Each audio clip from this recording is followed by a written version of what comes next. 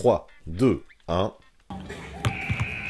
Salut à tous, c'est le 6ème homme, bienvenue sur la chaîne NBA de Basket Info. Aujourd'hui, même si j'ai grave le seum parce que j'ai encore eu des mésaventures avec mon Mac et je ne sais pas encore si je vais pouvoir le garder, on va quand même essayer de continuer ma série historique. Du coup, c'est une vidéo à classer dans la playlist Overtime que je vous propose. Mais avant toute chose, j'aimerais vous parler de mon affiliation avec Popster, avec qui j'ai signé un contrat pour tout le mois de juillet. Mais Popster, c'est quoi, vous allez me dire? Eh bien, vous le voyez, ce poster derrière moi, avec tous ces maillots iconiques, c'est Popster qui l'a fait, moi je le trouve trop cool. Mais sachez que ce n'est pas leur seule œuvre, cette affiche, parce qu'ils en ont fait aussi une spéciale Michael Jordan, et une autre avec des joueurs actuels. Intéressant tout ça, sauf que le mieux, ce n'est pas ça. Qui dit affiliation, dit code promo. Et c'est là que je vois vos oreilles se dresser. Si au moment de votre commande, vous rentrez le code promo le 6ème homme juste avant de payer, vous bénéficierez de 15% de réduction sur l'intégralité de votre panier. Si c'est pas génial ça. Alors du coup, je vais vous en parler un peu de ces posters et vous allez voir, ce n'est pas n'importe quoi. Déjà, chaque poster est hyper quali et est imprimé sur du papier de luxe en mode 250 grammes par mètre carré, boum. Sauf que la qualité du papier, ça ne suffit pas toujours pour espérer avoir un truc qui dure. Voilà pourquoi l'encre utilisée qui donne un rendu mat n'a pas été choisie au hasard. Elle résiste parfaitement aux UV et vous donne la certitude que les couleurs de votre affiche ne bougeront jamais. Autant vous dire que là, on est sur du level premium niveau qualitatif. Mais je ne serais pas complet si je ne vous parlais pas du top du top. Ouais, parce que chacun des 3 modèles de posters est numéroté et publié en édition très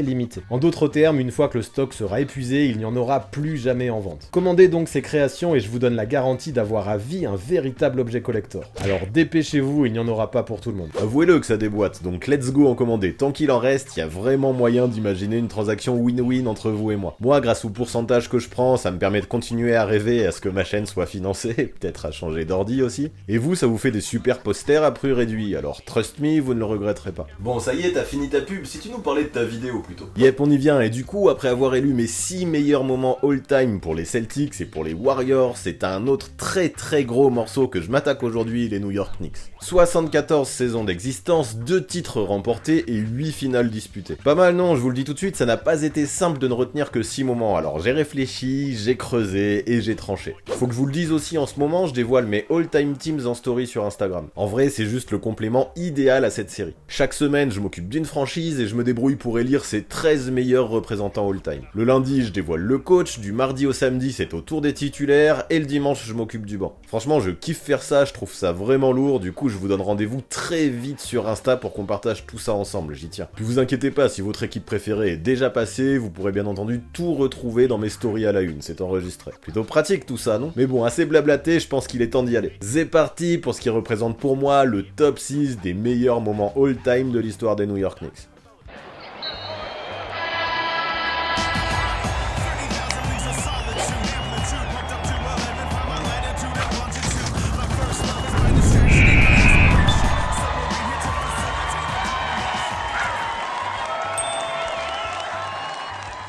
Pour commencer en place numéro 6, je vais vous parler des scoreurs du Madison Square Garden, Bernard King et Carmelo Anthony. Alors je sais, c'est bizarre de mettre ensemble ces deux gars qui ont évolué à des époques bien différentes. Mais croyez-moi, ce n'est pas un hasard si j'ai fait ça. Et oui, King et Melo sont les 2 seuls joueurs de l'histoire des Knicks à avoir atteint ou dépassé un jour la barre des 60 points, et les deux l'ont fait au Madison Square Garden. Parlons pour commencer des 60 points de Bernard King le jour de Noël 1984 face aux Nets. Pour cet événement du Christmas Day, ce derby était clairement l'attraction de la soirée, et le roi de New York était surexcité à l'idée d'être propulsé sur le devant de la scène. Faut dire qu'à ce moment-là de l'année, l'ailier était le meilleur scoreur de la ligue avec quasiment 33 points de moyenne par rencontre. Autant dire que le gars était chaud et ça s'est tout de suite vu face aux Nets. Alors que les Knicks avaient beaucoup de blessés, il fallait que quelqu'un prenne ses responsabilités. King l'a fait à merveille et à la mi-temps, il avait déjà scoré 40 points. Il termine alors le match avec 20 unités supplémentaires, soit un total de 60 en shootant à 19 sur 30. Pas mal ça, du coup il a chopé le record au point des Knicks sur un seul et même match ce jour-là, c'est ça? Yes, en ce jour de Noël 1984, une année chère à mon cœur, King est passé devant Richie Guérin et son score de 57. Il est également devenu le 10e joueur de l'histoire de toute la NBA à atteindre ou dépasser la barre des 60. Dommage en fait que ça n'ait pas suffi pour faire gagner les Knicks. Notons quand même pour la petite histoire qu'à l'époque, Albert King, le frère de Bernard, portait le maillot des Nets. Heureusement pour lui, le jour des 60 points, il n'était pas en tenue, sinon croyez-moi, il en aurait entendu parler de cette perf lors des repas de famille.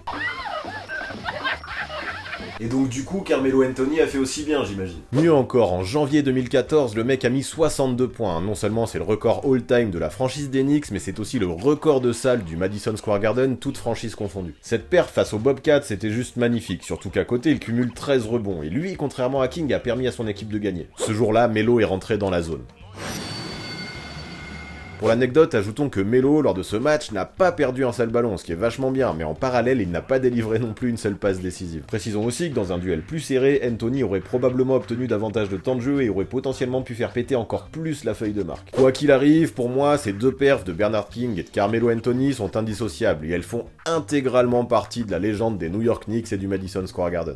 En place numéro 5, je vais évoquer les années 50 lorsque les Knicks ont disputé 3 finales consécutives, toutes perdues. Commençons par celle de 1951 face aux Rochester Royals. Pour la première fois de toute l'histoire, une finale s'attarda jusqu'au 7ème match, autant dire que le suspense était à son comble. Rochester avait remporté les 3 premiers games avant que New York remporte les 3 suivants. Malheureusement pour ces derniers, ils n'ont pas pu prolonger cette série jusqu'à 4 wins suite à leur échec à Rochester par 4 points d'écart sur un match soldé par 2 lancers francs de Bob Davis. Ah ouais, il s'en est fallu de peu. C'était qui les meilleurs joueurs des Knicks à l'époque? Harry Gallatin, Dick McGuire et Karl Brand, je dirais, même si ce dernier n'a pas disputé les saisons 1950-1951 et 1951-1952 en raison de son service militaire. Mais parlons plutôt des finales 1952 et 1953, ces années-là où les Knicks atteignirent à nouveau l'étape ultime. Cette fois-ci, face à eux, les Minneapolis Lakers du grand George Mikan. Si en 52 ce fut très serré avec une nouvelle défaite des Knicks en déplacement au 7ème match, la finale 53 le fut moins, avec des Lakers qui s'imposèrent par 4 victoires à 1. Au final, il s'en est pas fallu de grand-chose, mais jamais les Knicks n'auront pu concrétiser cette belle période en finissant par un titre, dommage. Alors ouais, la NBA ne comptait que 11 teams à l'époque, et atteindre la finale était sûrement plus aisé qu'aujourd'hui. Mais quand même, faire ça 3 années de suite, même dans les années 50, c'est du très solide. Alors ces Knicks old school n'ont jamais rien gagné, certes, mais pour toujours, ils resteront dans les mémoires comme de vrais beautiful losers.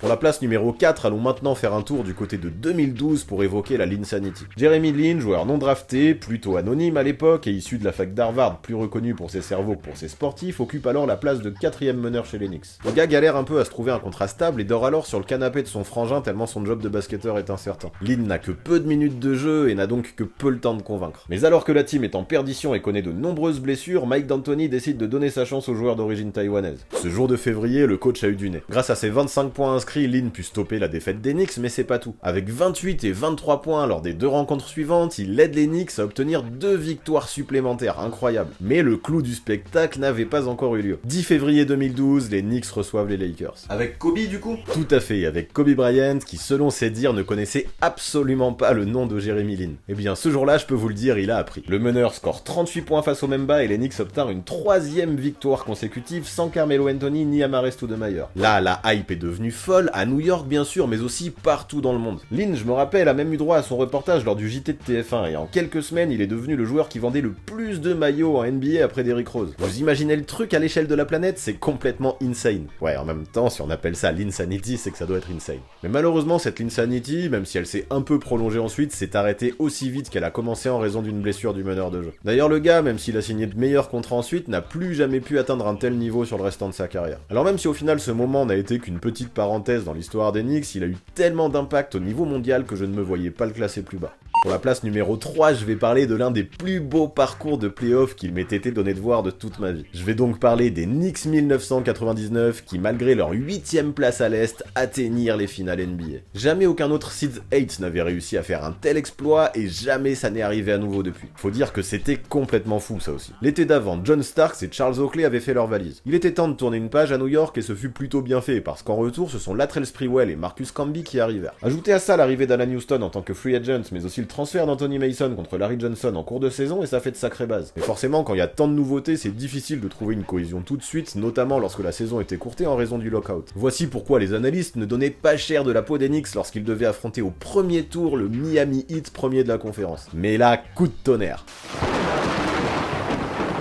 Dans les ultimes secondes du match 5 décisif, Alan Houston inscrit un panier incroyable qui qualifie direct les siens pour le second tour. Le Heat tombe de haut et les Knicks continuent leur épopée. Et là, autant dire qu'on le sent, les New-Yorkais sont lancés. Les Atlanta Hawks se font alors littéralement sweeper par les squads de Manhattan qui atteint alors les finales de conférence face aux Pacers. Mais lors du match 2, c'est la tuile. Patrick Ewing se déchire partiellement le tendon d'Achille et ne pourra plus jouer des playoffs. Encore une fois, tous les observateurs se mettent à enterrer les Knicks. Sauf que ça, c'était sans compter sur l'incroyable combativité de ces joueurs. Plus bel exemple lors du match 3 lorsque Larry Johnson inscrit l'un des paniers les plus beaux, les plus clutch et les plus importants de l'histoire des Knicks. Le mec a juste balancé une bombe à 3 points rentrée avec la faute pour permettre aux siens de s'imposer sur le fil d'un petit point. Suite à ça, les Pacers ne virent plus le jour et les Knicks s'imposèrent par 4 victoires à 2. Direction la finale NBA pour eux. Ah ouais, un tel parcours c'est fou, mais le scénario aussi, et alors, ça donnait quoi pour eux? Eh bien ces finales, je ne vais pas trop m'attarder dessus. Avec Ewing blessé, mais aussi Larry Johnson qui souffrait de douleurs au genou, les New-Yorkais ne purent rien faire face aux Twin Towers de San Antonio, Tim Duncan et David Robinson. Mais peu importe, réaliser un tel parcours lorsque l'on est 8ème de sa conférence, c'est juste historique. Et pour ça, mais aussi pour l'identité si marquante de cette team, je tenais à mettre cette épopée sur mon podium du jour.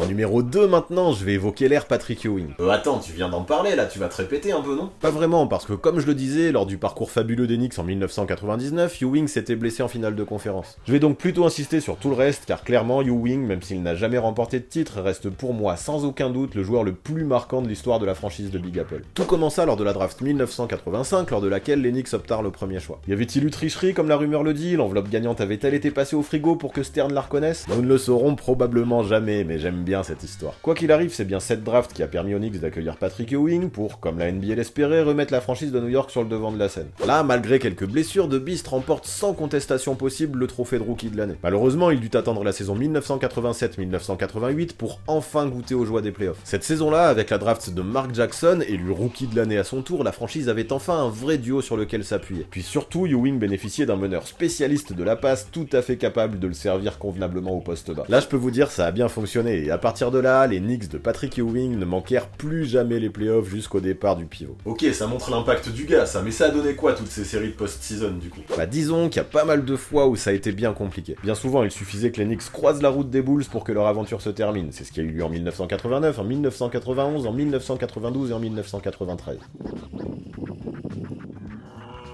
Autant dire qu'à cette époque, le public new-yorkais ne pouvait plus voir Michael Jordan en peinture. Même l'arrivée de Pat Riley n'y fait rien. Jusqu'en 1994, les Knicks ne dépassèrent jamais le stade des finales de conférence. Pourtant, en 1993, il y avait vraiment de quoi y croire. Les New-Yorkais avaient terminé premier à l'Est et tout le monde avait l'air surmotivé. On avait l'impression que c'était l'année ou jamais pour eux et tout le monde était prêt à tout donner sur le terrain. Y a qu'à voir le dunk que John Starks a posé au match 2 sur Michael Jordan et Horace Grant pour s'en convaincre. Ce Tomar, c'est peut-être le plus beau de toute l'histoire du Madison Square Garden. Suite à cette rencontre, embellie par cette magnifique action, les Knicks menaient même par 2 victoires à 0. Mais rien à faire, les Bulls remportèrent les 4 matchs suivants et éliminèrent à nouveau les New-Yorkais.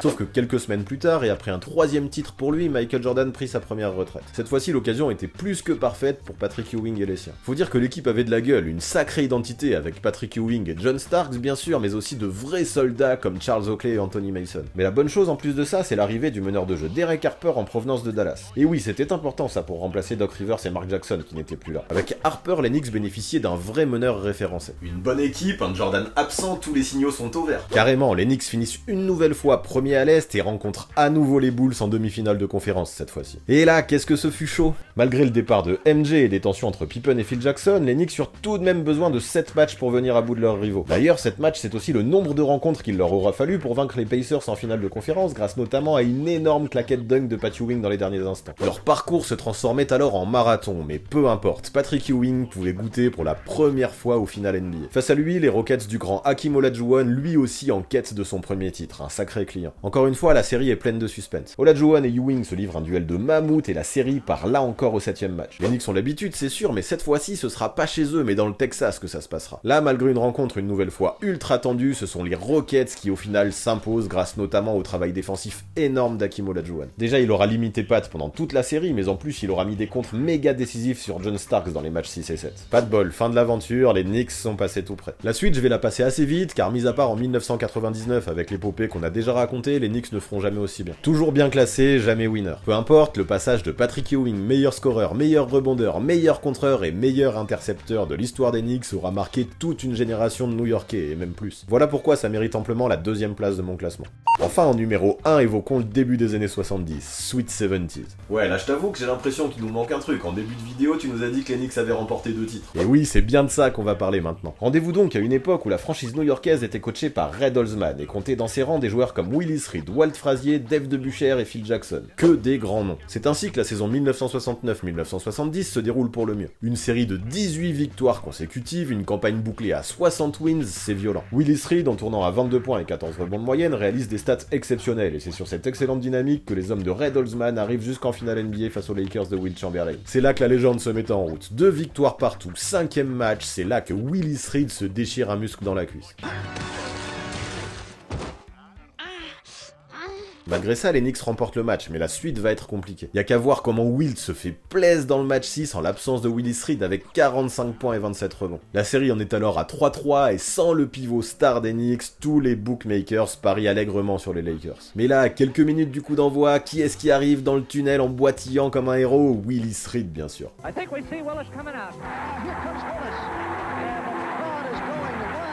Le gars débarque et donne tout, il met même les 4 premiers points du match et donne tout ce qu'il peut en défense sur Chamberlain. Alors ok, Reed ne scora plus ensuite et Will termina quand même le match à 21 points et 24 rebonds, mais peu importe. Le courage de Reed avait inspiré toute la team qui s'envola vers la victoire dès la première mi-temps. Ce 8 mai 1970, les Knicks remportaient leur premier titre. Sauf que ça ne s'est pas arrêté là et les New-Yorkais connurent encore le succès les années suivantes. Alors ok, en 1971, l'équipe échoua au stade des finales de conférence. Mais l'été suivant, Jerry Lucas, en bon vétéran qu'il était, mais surtout Earl Monroe débarquèrent dans la team. Là, ça devient très costaud et en 1972, les Knicks accèdent encore au final. Sauf que cette fois-ci, rien à faire. Le trio formé par Wilt Chamberlain, Jerry West et Gail Goodrich est trop fort. Les Lakers s'imposent par 4 victoires à 1. Mais ce n'est pas grave car peu à peu, les petits nouveaux s'acclimatent. Earl Monroe le premier. Son rôle de joker au poste 2 est de plus en plus défini. De 11 points par match, il monte sa moyenne à 15. Les Knicks gagnent et accèdent une nouvelle fois au final NBA face aux Lakers. 3e finale contre eux en 4 ans, un titre de chaque côté. Donc cette fois-ci, hors de question de se laisser marcher sur les pieds. L'équipe est très complète et les Angelinos ne peuvent rien faire face au collectif new-yorkais. Willis Reed, Walt Frazier, Bill Bradley, Dave DeBusschere et Earl Monroe tournent tous entre 15 et 19 points par match. Le danger vient de partout et les Knicks s'imposent par 4-1. Le voilà le deuxième titre. La saison suivante sera marquée par un échec en finale de conférence, mais aussi la retraite de Willis Reed qui représentait vraiment la fin d'une époque. Quoi qu'il arrive, et y a pas photo là-dessus, ces 3 finales en 4 ans ponctuées de 2 titres représentent pour moi et de loin le plus beau moment all-time de l'histoire des New York Knicks. Voilà pour ce qui est de mes 6 meilleurs moments all-time des New York Knicks, voilà pour ce qui est de ma 3e vidéo dans cette série. Ça vous a plu? Pour vous c'est mieux que les Celtics ou que les Warriors? Faites-moi vos retours en commentaire et dites-moi si vous êtes ok avec ce top 6 aussi. Moi pendant ce temps je vais déjà réfléchir à la prochaine franchise qui arrivera bientôt, si j'arrête d'avoir des soucis informatiques. Puis je vous rappelle, si vous voulez découvrir mes all-time teams, je vous invite vivement à venir me follow sur Instagram. Encore une fois il faut que je le dise, c'est le complément idéal de cette série. Bon sinon vous le savez, c'est essentiel pour moi et encore plus avec ce qui vient de m'arriver. Je l'avais expliqué dans une de mes vidéos, je me laisse 1 an pour voir si j'arrive à vivre de ma chaîne pour ensuite prendre une décision de savoir si je dois continuer YouTube ou non. Pour l'occasion, j'avais lancé ma page Tipeee et ma page Utip. Vous avez déjà été très nombreux à me soutenir au mois de juin et là on arrive en juillet. Comme je l'expliquais, nouveau mois, nouvelle mésaventures, il y a l'exemple parfait, nouveau combat. Du coup j'en ai besoin, je peux compter sur vous pour continuer à spam, regarder des pubs et puis me faire des dons si vous en avez envie. Franchement ce serait si bien. Je suis sûr qu'avec vous, grand malade que vous êtes, on peut y arriver et je suis assez persuadé qu'à ce propos je ne vous remercierai jamais assez. Du coup bien sûr, si vous voulez savoir comment faire, je mettrai toutes les infos nécessaires à ce propos dans la description. Pour garder un lien avec l'actu, participer à des quiz, mais aussi débattre avec la commu, vous le savez, c'est encore et toujours sur Basket Info et Discord que ça se passe. Là aussi, il y aura tous les liens qu'il faut en dessous de la vidéo. Et pour finir, vous connaissez les bails. Même si Tipeee et Utip sont les meilleurs moyens de m'aider, pensez à vous abonner et à activer la cloche si ce n'est pas déjà fait. Puis lâchez un com, posez votre pouce bleu. Et oui, tout ça on n'y pense pas toujours et pourtant ça apporte une force incroyable. Alors encore une fois, merci d'avance. Même si j'ai pris un petit coup au moral, là je suis sûr qu'on y arrivera. A très vite.